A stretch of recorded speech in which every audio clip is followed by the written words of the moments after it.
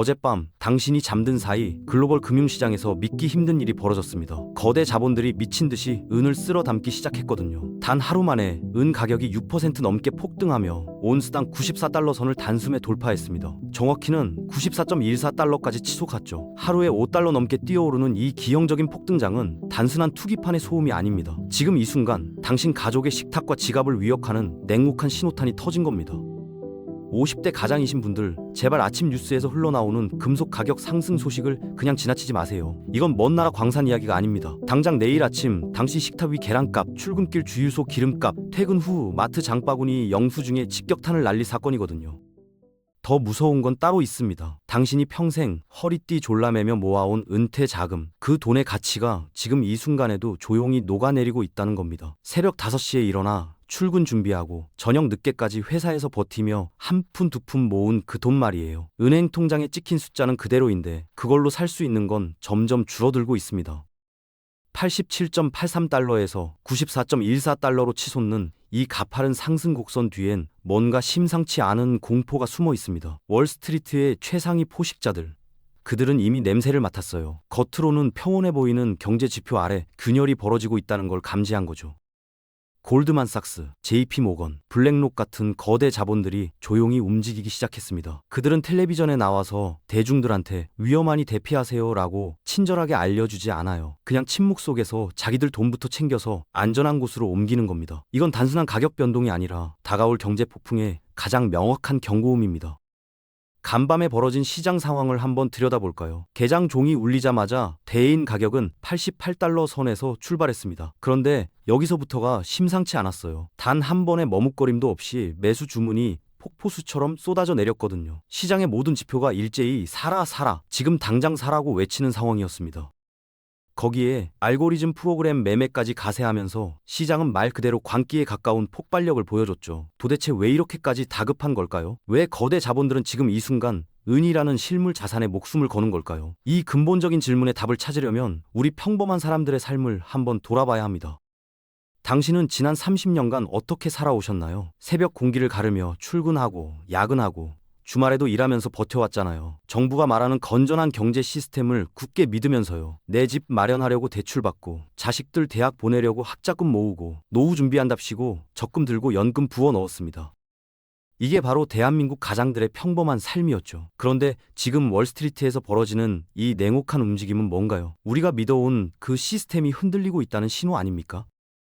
자, 이제 진짜 무서운 이야기를 해드리겠습니다. 당신이 은행 통장에 고이 모셔둔 그 돈, 매달 꼬박꼬박 부어넣은 적금, 회사에서 받은 퇴직금으로 만든 예금, 그 모든 종이화폐의 가치가 지금 이 순간에도 소리 없이 녹아내리고 있습니다. 당신이 자는 동안에도, 출근하는 동안에도, 가족과 저녁 먹는 동안에도 말이죠. 은 가격이 하루아침에 6% 올랐다는 건 무슨 의미일까요? 애인 덩어리가 갑자기 더 반짝반짝 빛나게 된 걸까요? 아닙니다. 당신이 지금 손에 쥐고 있는 현금의 구매력이 그만큼 처참하게 무너졌다는 뜻입니다. 시장이 지금 우리한테 보여주는 건 일종의 잔혹한 거울이에요. 은행 금고에 쌓아둔 예금 잔고는 숫자상으론 그대로인데 그 돈으로 살 수 있는 쌀 한 가마니, 휘발유 한 통, 겨울 외투 한 벌의 양은 계속 줄어들고 있다는 거죠. 시장은 지금 우리한테 강력한 경고를 보내고 있습니다. 종이로 만들어진 약속, 그러니까 화폐라는 게 더 이상 믿을 만한 가치 저장 수단이 아니라는 메시지를요. 만약 이 화폐 가치 하락 시나리오가 더 가속화된다면 어떻게 될까요? 당신 통장에 찍힌 5천만 원, 1억 원이라는 숫자는 그냥 숫자일 뿐 실질적으로 아무 의미 없는 껍데기가 될 수도 있습니다. 그렇다면 월스트리트 거대 자본들은 이 진실을 모르고 있을까요? 천만에요. 그들은 너무나 잘 알고 있습니다. 종이화폐의 가치가 폭삭 무너질 수 있다는 걸, 인플레이션이라는 보이지 않는 도둑이 서민들 금고를 털어가고 있다는 걸 다 알아요. 그런데 그들이 텔레비전에 나와서 당신한테 친절하게 말해줍니까? 여러분, 위험합니다. 빨리 대피하세요. 라고 경고해줍니까? 절대 안 합니다. 그들은 조용히 움직여요. 침묵 속에서 자기들 돈부터 챙겨서 안전한 곳으로 옮기는 겁니다. 타이타닉호가 침몰할 때 1등석 승객들이 제일 먼저 구명보트를 탔던 것처럼요. 어젯밤은 시장에서 벌어진 그 미친 듯한 매수세, 그게 바로 이겁니다. 경제적 폭풍이 닥치기 전에 가장 튼튼한 구명보트를 차지하려는 거대 자본들만의 조용한 전쟁이었던 거죠. 일부 전문가들은 그냥 단순하게 분석합니다. 금 가격이 오르니까 에임은 가격도 따라 오르는 거 아니야? 라고요. 너무 아니란 생각입니다. 그 정도 설명으론 이토록 맹렬한 매수세를 절대 설명할 수 없어요. 표면적인 가격 상승에만 취해서 오, 운이 올랐네 하고 끝낼 게 아니라는 겁니다. 이 기형적인 폭등의 방아쇠를 당긴 진짜 원인, 그 서늘한 진실을 깊이 들여다봐야 합니다. 그럼 이 기형적인 폭등의 진짜 원인이 뭐냐? 바로 어제 미국에서 터진 폭탄 때문입니다. 미국의 심장부에서 발표된 물가 데이터가 시장에 남아있던 마지막 안도감마저 산산조각 냈거든요. 월스트리트 전문가들은 그동안 낙관적인 전망을 내놨습니다. 물가가 안정세로 접어들고 있다. 인플레이션 우려는 과장됐다고 말이죠. 그런데 어젯밤 발표된 숫자를 보는 순간 그들의 자신감은 한순간에 증발해버렸습니다. 미국의 근원 생산자 물가지수, 영어로 PPI라고 하죠. 이게 뭐냐면 공장에서 물건 만들 때 들어가는 원가를 측정하는 지표입니다. 전문가들은 이번 달 PPI가 전월 대비 0.3% 정도 오를 거라고 예상했어요. 그런데 뚜껑을 열어보니 무려 0.8%가 나온 겁니다. 거의 3배 가까이 빗나간 거죠. 연간 기준으로도 마찬가지예요. 시장은 2.6% 상승을 예상했는데 실제로는 2.9%가 나왔습니다. 겉보기엔 0.3%포인트 차이니까 별거 아닌 것처럼 보이죠? 천만에요. 이 건조한 소수점 단위 숫자들이 내일 당장 뭐가 되는지 아세요? 당신이 마트에서 받는 영수증 금액으로, 은행에서 내야 하는 대출 이자로, 아이들 학원비 인상 문자로 돌아옵니다. 숫자 노름이 아니라 진짜 현실이에요. 자, 이 PPI 폭등이 정확히 뭘 의미하는지 쉽게 풀어드릴게요. 공장에서 라면 한 박스를 만드는데 들어가는 밀가루값, 기름값, 포장재값이 폭발적으로 오르고 있다는 겁니다. 그럼 그 공장 사장님이 어떻게 하겠어요? 원가가 올랐으니 제품 가격을 올릴 수밖에 없죠.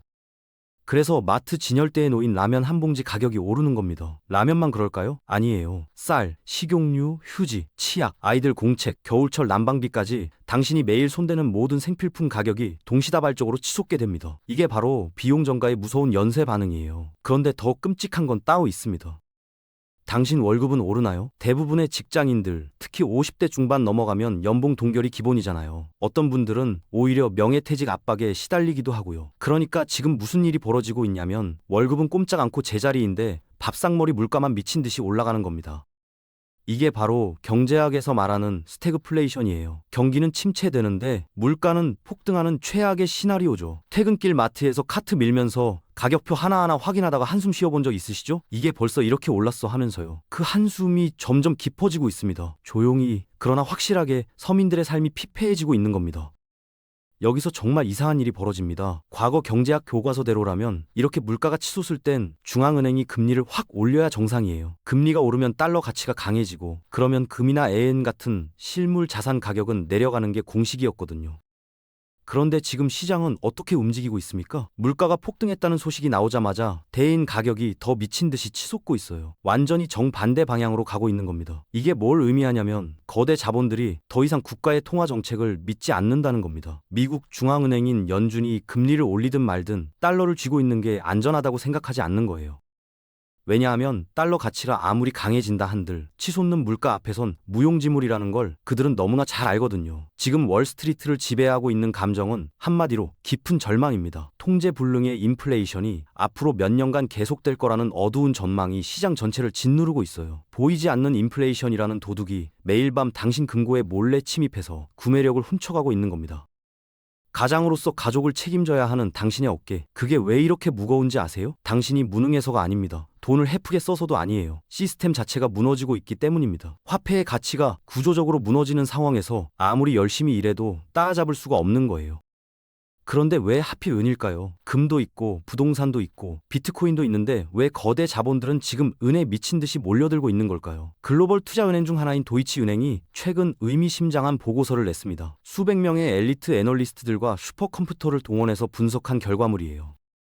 그들의 결론은 명확했습니다. 앞으로 은 시장의 상승 여력이 다른 어떤 자산보다 두드러질 것이다. 왜 그럴까요? 은이 가진 독특한 이중성 때문입니다. 첫째, 은은 단순한 장신구용 귀금속이 아니에요. 스마트폰, 전기차 배터리, 태양광 패널, 첨단 반도체 제조에 필수적으로 들어가는 산업 원자재입니다. 그것도 한번 쓰면 타버려서 사라지는 소모성 자원이에요. 둘째, 동시에 은은 인플레이션을 방어하는 안전자산이기도 합니다. 역사적으로 화폐 가치가 무너질 때마다 사람들이 달려간 곳이 금과 은이었거든요. 지금 이 두 가지 수요가 동시에 폭발하고 있는 겁니다. 테슬라 같은 전기차 회사는 배터리 만들려고 은을 사들이고, 동시에 월스트리트 헤지펀드는 인플레이션 피난처로 은을 쓸어 담고 있어요. 양쪽에서 동시에 잡아당기니까 가격이 미친 듯이 튀는 겁니다. 이건 일시적인 광풍이 아닙니다. 화폐 시스템 자체에 대한 근본적인 불신, 그게 만들어낸 거대한 자산 이동의 서막일 뿐입니다. 이 와중에 더 충격적인 뉴스가 하나 더 있습니다. 국제 금 가격이 온스당 5,100달러를 돌파했어요. 역사상 처음 보는 수치입니다. 금이 이렇게 미친 듯이 치솟는다는 건 무슨 의미일까요? 전 세계가 종이화폐 시스템에 사망 선고를 내리고 있다는 뜻입니다. 국가가 발행하는 돈을 더 이상 믿을 수 없으니까 수천 년간 인류가 가치 저장 수단으론 금으로 도망치는 거예요. 그런데 문제가 생겼습니다. 금값이 너무 올라버린 겁니다. 보통 직장인이 금 한 아운스를 사려면 700만 원 넘게 내야 해요. 부담스럽죠? 중앙은행들조차 이 가격에 금을 대량으로 사들이기엔 부담을 느끼는 상황입니다. 그러니까 거대 자본들이 어디로 눈을 돌렸겠어요? 바로 은입니다. 금은 너무 비싸졌으니 아직 저평가된 은을 사자. 이런 논리로 자금이 쏟아져 들어오고 있는 거예요. 금 투자를 놓친 사람들, 금 폭등으로 수익 본 돈을 재투자하려는 선도 자본들이 일제히 은 시장으로 몰려들고 있습니다. 그런데 여기서 금과 은의 결정적인 차이가 하나 있어요. 금은 한번 채굴되면 중앙은행 금고나 부자들 집 금고에 영원히 보관됩니다. 녹슬지도 않고 변하지도 않으니까요. 하지만 은은 다릅니다. 은은 매일 산업 현장에서 타버려요. 스마트폰 한 대 만들 때마다, 전기차 배터리 한 개 만들 때마다, 태양광 패널 한 장 만들 때마다 은이 소모되는 겁니다. 쓰고 나면 재활용도 거의 안 됩니다. 그냥 사라져요. 수요는 폭발적으로 늘어나는데 공급은 한정돼 있으니 머지않아 돈을 주고도 현물을 구할 수 없는 극단적인 상황이 올 수 있습니다.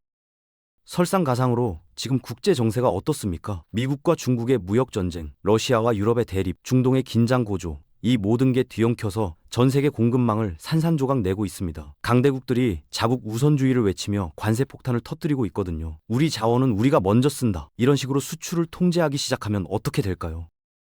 은을 캐내는 광산이 있는 나라들이 우리는 우리 산업에 먼저 쓸 거니까 수출 안 한다고 선언하는 순간 전 세계 은 시장은 대혼란에 빠집니다. 물류망마저 마비되면 당장 내일 공장 돌려야 하는 첨단 기업들이 멈춰 서게 돼요. 삼성전자가 스마트폰 만들려는데 은이 없어서 생산 라인을 세워야 한다고 상상해 보세요. 테슬라가 전기차 배터리 만들려는데 은이 동나서 공장 문을 닫아야 한다면요? 이게 바로 기업들이 느끼는 공포입니다. 그래서 지금 뭘 하고 있냐면 부르는 게 값이 되는 상황에서도 일단 은을 확보하고 보는 겁니다. 내년, 내후년에 필요한 물량까지 미리 사재기하는 거예요. 안전자산으로 은을 사려는 헤지펀드와 산업용으로 은을 확보하려는 제조기업들이 좁은 문 앞에서 서로 밀치며 싸우고 있는 겁니다. 그리고 지금 모든 시선이 한 곳으로 쏠려 있습니다. 바로 미국 연방준비제도, 연준이에요. 연준이 금리를 내리면 어떻게 될까요? 시중에 돈이 펑펑 풀리면서 그 유동성이 은 시장으로 쏟아져 들어올 겁니다. 반대로 인플레이션을 잡겠다고 고금리를 계속 유지하면요? 경기는 얼어붙고 실업자는 늘어나는데 물가만 치솟는 지옥 같은 스태그플레이션이 옵니다. 그러면 자본들은 화폐에 대한 마지막 신뢰마저 버리고 은으로 더 맹렬히 도망칠 겁니다. 자, 그럼 이 폭풍 한가운데서 50대 가장인 당신은 어떻게 해야 할까요? 가장 먼저 버려야 할 건 조급함입니다. 내일 당장 전 재산 털어서 은 사러 가야지. 이런 생각 말이에요. 은은 투기 상품이 아닙니다. 화폐 붕괴 위험으로부터 가족 자산을 지켜줄 구명조끼예요. 거대 자본들이 위험 관리 차원에서 실물 자산을 포트폴리오에 담듯이 당신도 은행 예금과 부동산에 묶인 자산을 냉정하게 점검해 보세요. 그리고 일부를 실물 자산으로 분산하는 겁니다. 통장 잔고 숫자보다 중요한 건 가족의 생존입니다. 자극적인 뉴스에 흔들리지 말고 거대 자본의 흐름을 잇는 차가운 이성을 유지하세요. 철저한 위험 관리 원칙 아래서요.